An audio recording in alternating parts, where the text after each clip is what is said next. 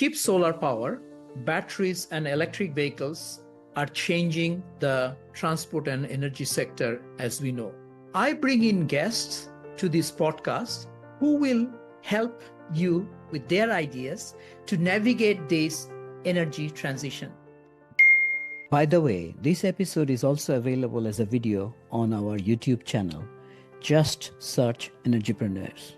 Thank you for joining. Hi, Alma. Good afternoon. Good afternoon, Sohail. How are you? Good. Thank you. Now we are in the same time zone, same country. That's good. Perfect. I know that you have been in the sort of wind energy world for a long time. Maybe just tell us a bit more about yourself first. Sure. I've been with the renewable energy industry, particularly in this Philippine market, for about 20 years already. Even before the renewable energy law was passed in 2008, I was already in a company called Alternergy Wind One Corporation. And you may be familiar with this company because this is a company that was founded by a former Energy Secretary Vince Perez. At that time, I was an associate in that company. So I started my work there in renewable energy. So that's where I learned a lot of things, particularly in project development of wind projects. Yes, I think I still have some shareholding on Alternergy I bought during Really? IPO. Yes, that's great. So the Alternergy was the first wind power company in the Philippines, right? I would say one of the first because our involvement with the first, which is the North Wind Bangi Bay project, it was the first onshore wind project in Southeast Asia, invested in it with private equity investment. So we were not much part of the development team, but we invested on its expansion project. But that was the start of it all.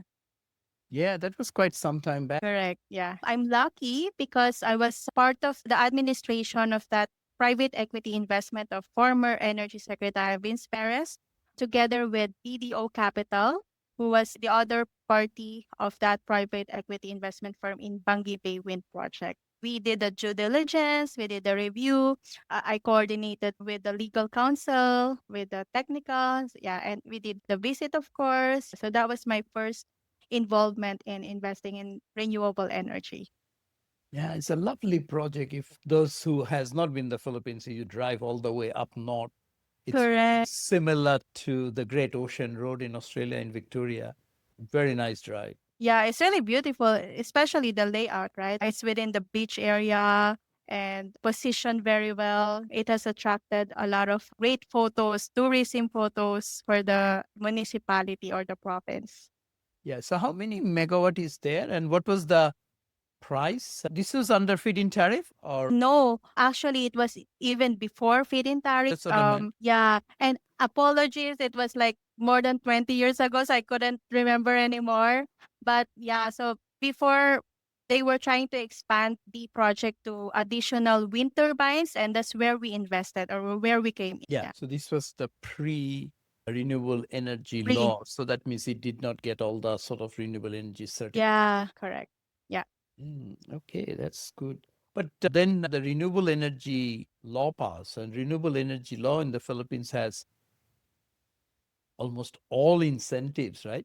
Yeah, in fact, former Secretary Vince Perez was heavily involved with that passing of the renewable energy law, all its policies, regulatory frameworks, coordination also with the Department of Energy in crafting that, implementing rules and regulations as well. We were heavily involved at that time in passing that renewable energy law, including all its incentives, fiscal and non-fiscal, because at that time, the Alternergy, the company, was then established by Vince Perez as the founder.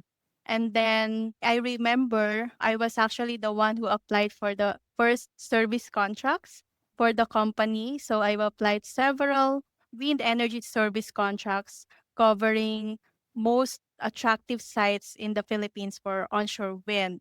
So at that time, it wasn't yet wind energy service contract. It was called pre-commercial contract. And then once the renewable energy law was passed, we just had to convert it to the new service contract templates. Yeah, and then it was one of the very first ones. And Correct. I think Alternergy also did somewhere in Bakashunan, right? Close. Yes. So that's also quite Uh-huh. large, Yeah, right? yeah. What we call the Pililla Rizal Wind Project. So Pililla Rizal Wind Project, I was heavily involved in the project development of that particular project. I would say it was under feed-in tariff, but we were actually not the first to get the feed-in tariff. So we were part of the second batch of projects that were able to avail the feed-in tariff. Relatively lower rate than the first one, of course, but nonetheless, we were happy that we were part of it. But what I am proud about is that we were the first who got project financed with that feed-in tariff scheme because the others who got the first feed-in tariff rate and they did a balance sheet financing. So at least that's something that we are proud of as a team. And then, yeah, you're correct. So that's called the Pililla Rizal Wind Project. I was mainly involved in that. I assisted mainly in obtaining the endorsements for the project, stakeholder management, community relations, and I was also heavily involved with the EPC contracting, selection of suppliers, consultants, for meetings, name it, I've experienced them also. It was really a great experience for me and I believe that it honed me to project development of wind projects in the country. Yeah, I forgot how many megawatt was that. This one is 54 megawatts. Okay, so Yes. 54 megawatt. So will there be more expansion or I still the believe same? so. Before I left the company, we had another, like what we call phase two of that project, which was supposed to be in Sembrano. So Mhm. it's just a nearby province. And I am just not sure the status of that project, if they are still continuing with that or they will continue with other projects. Now, those early days, there was only one or two companies doing wind. How is the landscape now? There are many players in the Philippines doing wind. And I know that, of course, now it was onshore. Now also there are offshore Offshore. wind. So how many Yeah. companies are involved roughly? There are a lot. Like, okay, so just to give you a flavor of the offshore wind in particular, from the latest update that I got, there were 92 offshore wind energy service contracts awarded for the entire country. So 92 sites or 92 project sites. Of course, one company could have maybe two, three, four, or one project. So you could just have rough estimate based on that 92 for offshore wind projects alone. And then for onshore wind, I would suppose there are also a lot of local developers themselves who do it themselves or with an international player or partner or investor. Yeah, and I am actually happy with the progress of our renewable energy investments in the country. So I would say that we are now at a very good time that we can say that the Philippines is a mature market to invest into in terms of renewable energy. Yeah, but I know that every time you read, always running out of electricity, that argument is always there. But how is the supply demand? Because all these contract, and then you have a huge floating solar contract in Laguna Bay. I interviewed the CEO, Techi Kapelan, some early in the Yeah. year. Where are Mm-hmm. all these supply going to go? Are there enough Yeah. demand there? Okay. Yes. It's a bit complex to discuss the supply part because there are several mechanisms that our Department of Energy has in place, such Mhm. as the green energy auction, which Mhm. I'm sure you're already very familiar with. There's also a green energy auction for certain threshold of kilowatt hour. There's also what we call renewable portfolio standards. So Mhm. I think this is the one wherein the the utility projects such as ours, this is the main demand side because based on that RPS, right now it's 2.52% of renewable energy mix in the entire generation of a certain electric distribution utility that Mhm. is being required by law. Where do these distribution utilities get the supply from? It is from us, the big utility scale projects. So could be from onshore wind, offshore wind, utility scale solar projects.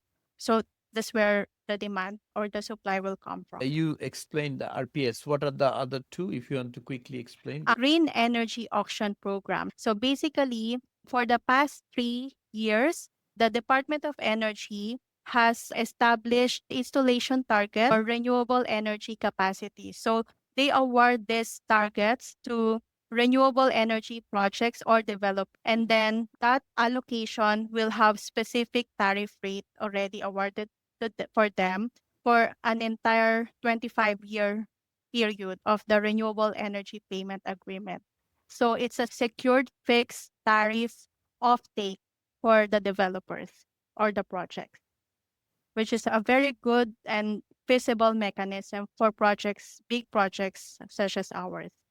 Yeah, so this is where the government call on investors to submit a proposal, and they Yes. basically stack up all the supplies that they have received with a price, and there could be a cutoff, or do they do also some sort of nominal auction within that framework? So, okay, just to give you a description or an example, for this upcoming offshore wind auction that we are Mhm. all anticipating for, which is called the fifth GIA 5, or sorry, the fifth green energy auction or GIA 5 for offshore wind only, what we have learned so far is that the government or the DOE will be awarding a total of 3.3 gigawatts offshore wind capacity.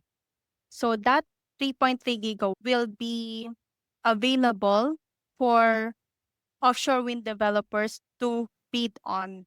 Mhm. So depending on the project size of one project or developer, they could bid on 1 gigawatt for one project or 750 megawatt or 500 megawatt, depending on their project size or what's feasible for them.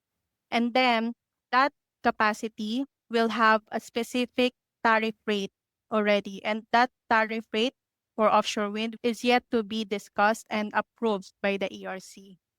So Yeah. we are not yet there. Yeah, that's the setup of the green energy auction. And how does the mechanism work? So, yeah, they bid a price. Mm-hmm, Department of Energy looks all the supplies and clears a price. And then mm-hmm. it, all this thing gets submitted to ERC, the Energy Regulatory Commission, and they have to just confirm, right? Yeah, so basically, the developers will submit their bids to the DOE, Hmm. and then the DOE will then award the allocation, the installation targets to respective projects who would pass the amount or the tariff rate bidded. And then that tariff rate is already actually approved by the ERC.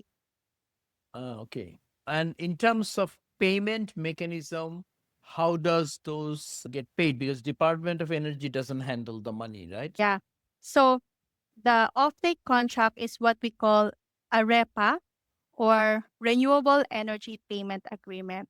REPA is an agreement between Transco, the developer. So it's like a collection agreement where Transco will have to collect the FIT allowance, or in this case, maybe it will be called now GIAP allowance, because Mhm. before it was feed-in tariff, but now maybe they will add another type, which is a GIAP allowance. So once they collect all these fees from the mass as part of the universal charge in our utility bills, then they will be the one to appropriate these payments to all the generation parts, or basically the winning bidders. Yeah. So for the international listeners, Philippine has universal sublease or Yes, obligation, correct. and also has some levy to support the feed-in tariff, right? Every Yes, customer pay. It is collected by the transmission company or Transco. retained by the transmission company, It's called Transco. because I guess it get collected through the power distribution retail companies, because my relationship with Meralco, so I pay that. Cor- Meralco Yes, collectively, the distribution company sends it to the transmission company, who has bilateral service contract with the individual gen sets. So they do the settlement based on the correct. regulatory tariff, right? Yes, correct. That's Interesting. So this is the yeah. green energy auction program. You also mentioned the RPS, the renewable energy performance standards, where each of the utilities have to buy a X percentage of renewable by law. Correct. And that's 2.52%. Yep. And what's the question? The third one is Green Energy Option Program. And I believe this one is if when you have a up to 500 kilowatt hour, if I'm not mistaken, if that's still the rate or the threshold, then you can choose your own supplier of electricity. So you can have a green energy option partnership agreement with that particular supplier. Yeah. So it's Yeah. basically almost like a bilateral hedging arrangement against the wholesale electricity market price, right? Yes, because in that case, you will be able to have a competitive electricity tariff as compared to directly getting it from your distribution utility. So you will pay the transmission use of system charges and distribution use of system charges, right? And then the retail tariff. And then the generation component where you have a bilateral agreement. So if generation is, say, $20 a megawatt hour, you already agreed $30. Yeah, You will pay them the $10 difference. But if the wholesale market becomes 40 and you agreed on a 30, they will pay you the $10, something like that. correct. Yeah, Okay, so this is what we used to call a two-way hedge in the early days of privatization in Victorian market. Okay, that's good. These are voluntary, right? yes. And then the threshold is 500 kilowatt. Yeah, from what I can still remember, I'm not sure if they've lowered it down or they've increased the threshold by now. Yeah, Yeah, this is the contestability threshold, right? correct. Yeah. Yeah. Because I think ADB headquarter used that to Ah, buy yeah. geothermal many years ago because that's how it was Yes. offset at bilateral. Wow. Now I understand you were also saying when we spoke that onshore people are gradually moving towards offshore. For some, if the developer is comfortable in the technology or if they maybe have a partner would have a track record in offshore wind development because you would understand that offshore wind is highly intensive, highly capital intensive, as well as it takes a lot of experience and technical know-how to be successful in it, not to mention the amount or the scale of capital needed for it. There are some local companies who have already partnered with international companies who has experience in offshore wind development. And there are also some international companies themselves in the case of COP. So they are actually the very first international offshore wind developer who like 100% foreign owned company holder of offshore wind energy service contract. So they can do it as standalone or on their own. Yeah, so it could be a mix. Yeah, this is also something new, right, in the Philippines that 100% of a business can be owned by foreigners only if it's involved in power generation or power supply, right? Something Yes. Yeah, electricity. yeah.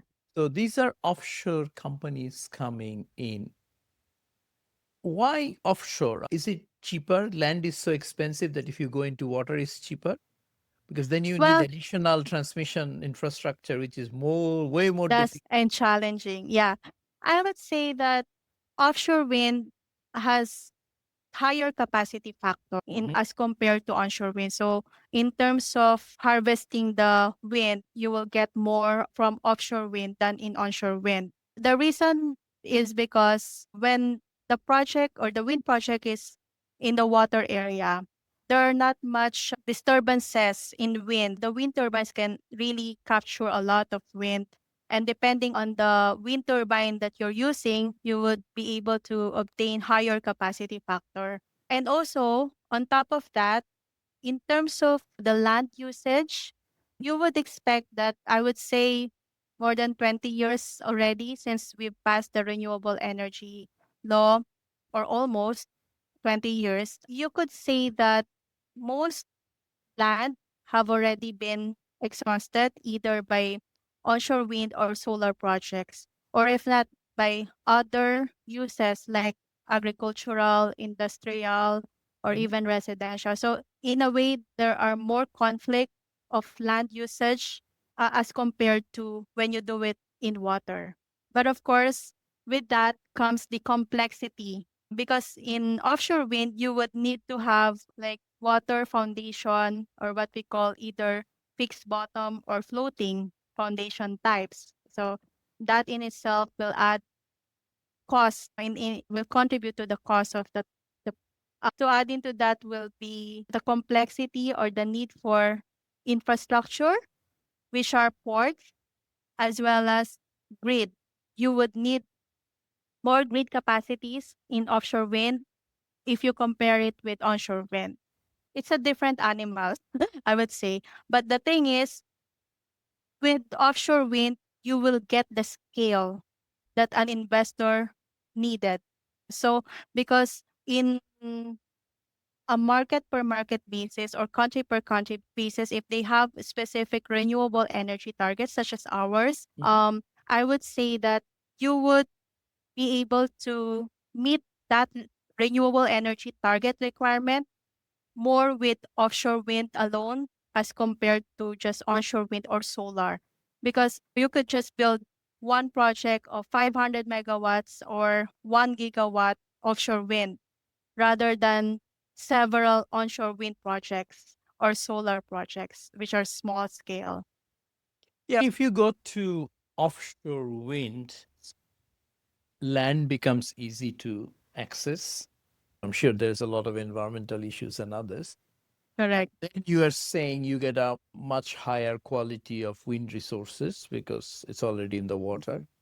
And these two advantage get balanced out in terms of all sorts of logistics issue to be in water, corrosion, salt, I don't know, new transmission, Yeah.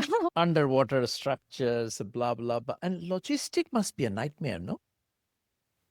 It depends because when it's inland, like for Mhm. onshore wind, you will have to use the existing roads, right? But unlike with offshore wind, you can just do it straight from the water area from port to port. So it may be less worry, but I think still more expensive in a way because you would need the port facilities. But the thing is, there may be less complications, but you will require great vessels to do that. And the Yeah, balance, right. correct. But if you can do 1 gigawatt in one place, then of course you set up a lot of this infrastructure upfront as well, right? Because Yeah. you need to build a road, you can build an access road or even an access port temporary, I don't know. Yeah. And also, if you will be using an offshore substation, or if not, then an onshore substation near the facilities or near the project. Wow. So it's a complicated and complex thing. Yes, yes. So how large are those offshore turbines? Are they similar size as the onshore one? Bigger, a lot bigger. From the latest one that I've had discussion from a Chinese wind turbine supplier, I think they already have 14 megawatts, 16 megawatts, and even 20 megawatts, like they plan to roll out in the coming years. For now, I believe the most feasible one or tested ones are already in the 14 Mill to one. 16 megawatt per wind turbine. But maybe in the next 2 to 3 years, 20 megawatts would already be there. That's huge, right? Yeah, yes. And what are the environmental issues here in the Philippines for wind? There are a lot. Like with onshore wind, you would of course consider the birds, the migratory birds, right? You would also consider that with offshore wind, but in offshore wind, you would also now consider the marine biodiversity, the dolphins, coral reefs, even the fishermen. You have to look into all of that because you have to do, say, geotechnical drilling underwater, then of course you would have to consider the marine mammals, including the migratory birds. So you will have to do all those environmental scoping and surveys. Yeah, but so far, are there any installed offshore wind yet in the None yet, none Philippines? yet. So you may have the 92 projects, half of them are offshore wind, or All of them are offshore wind. all of them are offshore wind. None has Yeah. been done. Yes. Wow. Now, how ready is this technology if somebody asks? I would say at the moment, maybe, I don't know, 50%, mainly because we would need the infrastructure such as ports and grid to be in place for us developers to be assured that we can connect the project to the grid and we can deliver the wind turbines or equipment to the port or to the project site. So these two main critical infrastructure would have to somehow, the developers would have a certain level of certainty as to the completion of these two main infrastructure to be in place. Depends on how you would treat it because on a project per project basis, you could deal with your respective connection point. You conduct your own system impact study or facility Mhm. study. You coordinate with NGCP, the grid operator, and discuss when will that connection point be ready. Is it going to be in the year 2028 or 2029 or 2030? And only then you will have an idea as to when you can connect to that grid. So that's one aspect. Now, you have to also look into the port facilities aspect.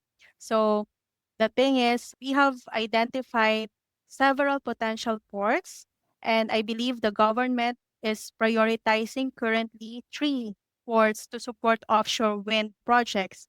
And I believe they are located in one in, if I'm Mhm. not mistaken, the other one is in Tangas, and the other one is near San Miguel Camarines project of COP. So those three projects are being prioritized by the government to support the offshore wind development. But I think we will be requiring a lot of funding as well as private public partnership will have to be in place as well for that.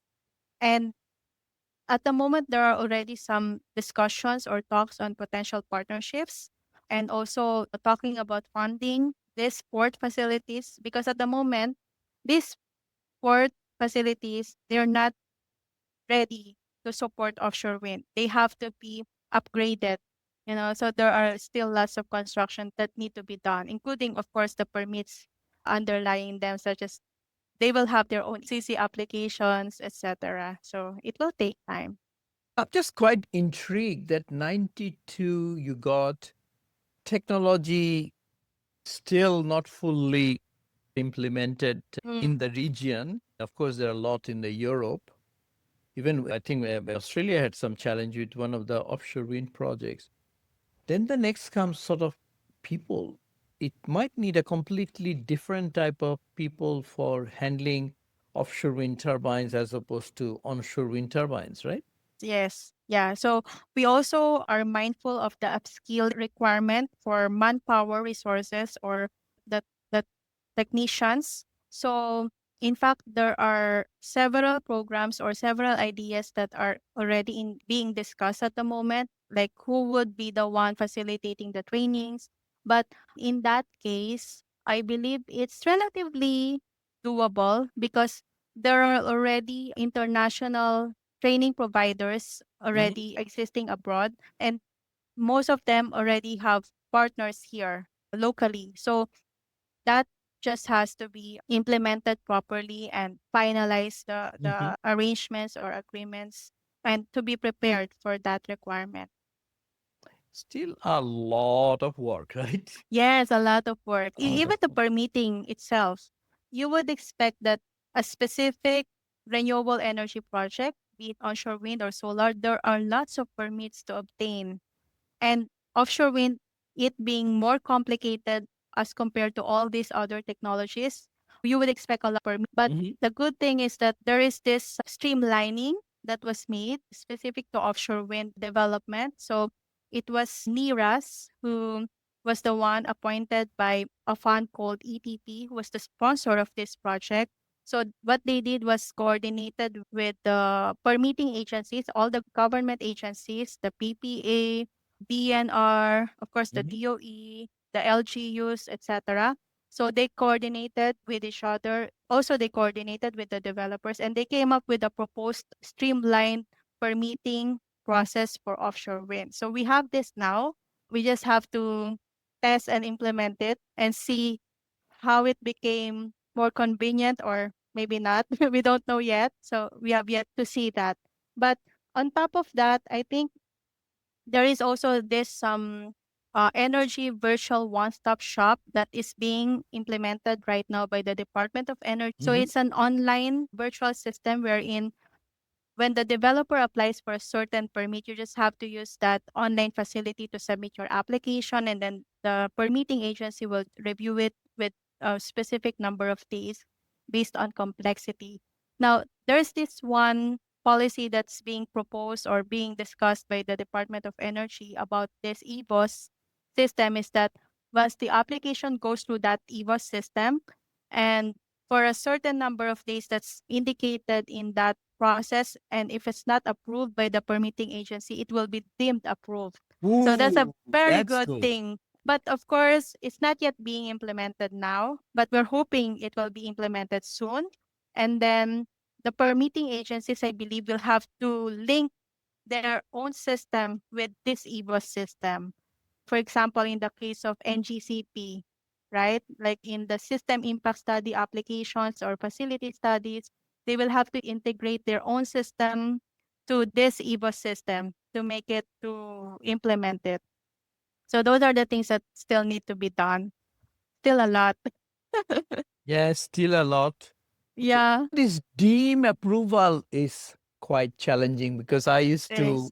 be the pricing manager of a regulatory office in Australia, and we had one of the regulatory provisions, network tariff approval. As soon as someone applies, clock is ticking unless you can stop the clock by asking legitimate clarification question. Otherwise, and yeah, it's a quite a stressful, and which is very good, which is actually puts everybody on a clock. Yeah. And I think it's about time because the developers need that.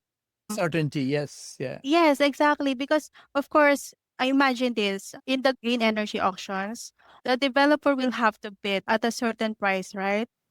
They will have to commit on a certain year or date Mhm. of completion target. So in that case, you would somehow need some assurance or security that you will be able to complete all the things that you need to do in order to Within time complete the frame, yeah. project, which includes the permits, right? So you can't have that piece. And to think that in the case of offshore wind, just talk about offshore wind, the possible penalties or delays, the performance bond Hmm. that's incorporated in every day of delay is very huge. So that's the risk that the developers are experiencing in terms of this auction. So that's why we are lobbying very much with the government to have acceptable performance Balance. bond and bid bond rates. Yes. Wow. Now, offshore wind 92 contract. What do you think will happen by 2030, which is not far away, it may be 4 years? Yeah, yeah. Only. So, do you think all of them will be done by then? No, definitely not. Okay, so I think because our awarding of service contracts in the country is pretty unique, meaning it's front load as Hmm. compared to the other markets or other countries that it's back ended. We were able to attract international developers and even local ones to apply for service contracts because in application of service contracts, you would just need to have the technical know-how or the technical capacity and relatively good enough fund just to start or to cover the first year or first 2 years of your pre-development works, and that's relatively low for some. And the legal compliance, those are the only three requirements for you to be able to obtain service contracts or renewable energy service contracts, whether it's wind, solar, or hydro. So it's relatively easy actually. And it's relatively cheap to apply for these service contracts with the government. That's it. You don't need, unlike with other countries such as Australia, that you will have to conduct your EIA first or any other permits, right? Before you get awarded with exclusivity on the site. So that's mainly the reason I think that it's relatively easy for developers to obtain service contracts. Hence, we have a total of 92 service contracts now. So if you provide a mid bond, and if you have a EPC behind you, sometimes they will even give it to you Yeah. so that they can be on a piece of paper with the Yeah. government. And then you need to show minimum financial strength. And these are mostly qualitative than purely quantitative, right? Yes, yes. It's relatively easy to obtain exclusivity oversights or service contracts. And then, but the thing is, once you obtain that service contract, your clock is ticking. You're given a certain number of years to develop your project. So if it's offshore wind, it's 5 years pre-development. If it's onshore wind, it's 2 years. If it's solar, I don't know if 1 year or two, and then you can extend it if needed, or you can request for extension with the DOE. So it's relatively easy. Yeah, that's actually the reason why there are lots of service contracts awarded already. Yeah, that means once people are in there as a supplier, their risk is that bid bond, right? Actually, when you apply for service contract, there is no more bid bond requirement. It was lifted. It's a piece of paper. Yeah, so all you have to do is submit, of course, your legal compliance, the SEC papers. You need to submit proof of financial capacity. So your bank should cover at least the first 2 years of your financial commitment to cover the pre-development works and technical capability. You You can have to meet partner with someone. or CV or maybe resumes or CVs of technical persons. So all these three, and then perhaps submit the application fee to the DOE. Now, once you're awarded, you have financial obligations. Particularly, it's an annual thing that you have to pay the DOE. And it's a certain amount, I believe it's 100 pesos per hectare, depending on the technology. It's $2, Yes. so it's not much. Yes. I think then the main requirement is you have to show either you own the land or you have a lease agreement. Not For solar, you don't need that for for wind. For wind, you don't need it yet.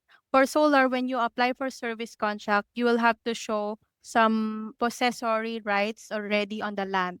For wind, you don't have to show that yet because that's part of the pre-development works. Okay, okay. Okay, Yeah. that explains the 92 number and your reaction. Okay. Okay, so just to also give you an example, if you are awarded with service contract, that doesn't guarantee you that the contract area that you won't have any overlap nor conflict with others. So that is what the pre-development period is for. You have to know them, you have to conduct your own due diligence, review feasibility study, you have to talk to several stakeholders, permitting agencies, communities, and that's part of the development work. Good. So looks like Yeah. offshore wind and onshore wind have a lot of future in the Philippines. RPS, that's what getting pulled. Prices are coming down, skills are being developed. Correct. The government running auction programs. Very good. What else you do other than renewable energy? Personal Myself? life. What do you do? Yes, I mean, you are vested in this. Okay. So personally, as a pastime, I play poker. Oh, okay. Are you familiar with poker? I know some poker players, but I don't know how to play. Yeah. So pastime, like during the weekends, I join tournaments, some mini tournaments, some big tournaments. So I'm a poker enthusiast. And then I also do shooting, like I'm trying to practice firing at a firing range. Yeah, because I want to be comfortable in self-defense. Because right now, of course, I'm a lady and sometimes I'm on my own, so I need to be protected. So that means you have to At carry a least, gun. yes, and I have a permit for that. So I want to be very familiar with it so that worst scenario happens or if emergency So happens, this is I'm a able to pistol protect or it's myself. for a rifle? Or just pistol. I can't bring with me like rifle Oh, guns. no, sorry. Rifle was for hunting. Yeah. So those are my pastimes. And I'm also trying to learn golf. So right now I'm driving from time to time, just practicing. Yeah. Golf and pistol may not go together because you can get really mad and end up shooting your golf balls. Yup, yup. And I think it goes well with poker. Like it's a mind game, poker face. Yeah, that's what I heard, but I don't know how to play. Yeah. Wonderful. Wow. Thank you for taking us through. I think we learned quite a bit. Is there anything else that you want to share? Say that good luck to us, the renewable energy developers. I think it's really what we need. Of course, I'm not really just biased on renewable energy. I think Okay, you can we be have, biased. It's yeah, okay. yeah. Everything else So doesn't make that much yes, sense. yeah, but of course, I do understand the position of the Department of Energy that we need some security, we need some supply. They're managing it in a way because, of course, renewable energy has its downside as well, like the variability of the resource, those kinds of things. But of course, I'm hoping, and in the next 5 to 10 years, or maybe 20 years, in the next generations, I am hopeful that we will achieve our renewable energy target at least. And yeah, for of course, cleaner environment. Absolutely. Let's hope for that. Thank you so Yes. much. Thank you. And great talking to you. Thank you. Bye bye. Bye. We hope you enjoyed this episode of Energypreneurs. If you enjoy this, don't forget the full video is on YouTube. Just search Energypreneurs. Thank you. See you next time.